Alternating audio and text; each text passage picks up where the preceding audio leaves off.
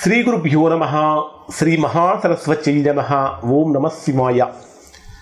Narayana Sastry astrology channel వీక్షిస్తున్నటువంటి ప్రేక్షక మహాశీలకు స్వాగతం, సుస్వాగతం.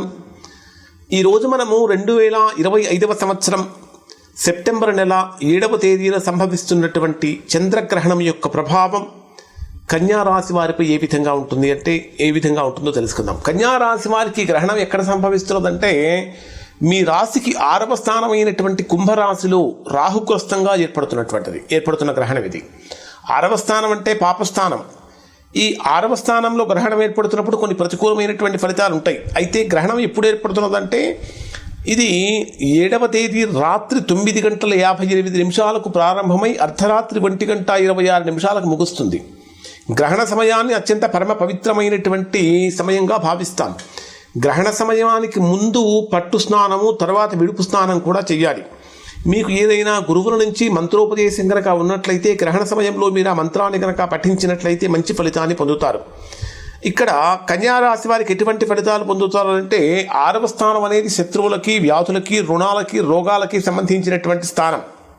కాబట్టి శత్రు సమస్యలు బాగా పెరిగిపోయే అవకాశం ఉంటాయి. శత్రు సమస్యలు అంటే బయట పెద్దగా శత్రువులు ఉండకపోవచ్చు. మీరు ఉద్యోగం చేసేటటువంటి ఉద్యోగంలో కానీ, వ్యాపారం చేసేటటువంటి తోటి వ్యాపారస్తులతో కానీ కాంపిటేటివ్ అంటే పోటీ తత్వంలో నెగ్గుకొని బయటికి రాలేకపోయే పరిస్థితులు కనిపిస్తూ ఉంటాయి. దీర్ఘకాలికంగా ఉన్నటువంటి రుణాలు అయితే మాత్రము తీర్చేసే అవకాశాలు కూడా కనిపిస్తున్నాయని చెప్పాలి. ఆరోగ్యం కొంత ఇబ్బంది పెడుతుంది. అయినప్పటికీ క్రమశిక్షణతో కనుక ఉన్నట్లయితే మేలు జరిగే అవకాశం బలంగా ఉంటుంది.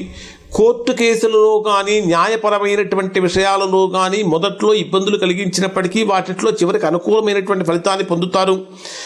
చాలా కాలం నుంచి స్తబ్దుగా అంటే కదలిక లేకుండా ఉన్నటువంటి పనులలో కూడా వేగం పెరుగుతుంది. కానీ కోపాన్ని బాగా నియంత్రించుకోవాలి. ఆర్థికంగా లాభాలు సాధారణంగా వస్తాయి, కానీ అనవసరమైనటువంటి ఖర్చులు కూడా పెరిగిపోతూ ఉంటాయి. వీరికి ప్రధానమైనటువంటి జాగ్రత్త ఏమిటంటే ఆహారం తీసుకునేటప్పుడు శ్రద్ధ వహించాలి. అనవసరమైనటువంటి వాదనలను నివారించాలి. వీళ్ళు దుర్గాదేవి పూజ చేయటం అంటే గ్రహణం అయిపోయిన తర్వాత దుర్గాదేవిని పూజించడం, పేదలకు నువ్వుల నూనె దానం ఇవ్వడం చాలా మంచిది. వీళ్ళు గ్రహణ సమయంలో ఖచ్చితంగా లక్ష్మీ నరసింహస్వామి యొక్క మంత్రాన్ని కనుక పారాయణ చేసినట్లయితే చాలా మంచి ఫలితాన్ని పొందుతారు.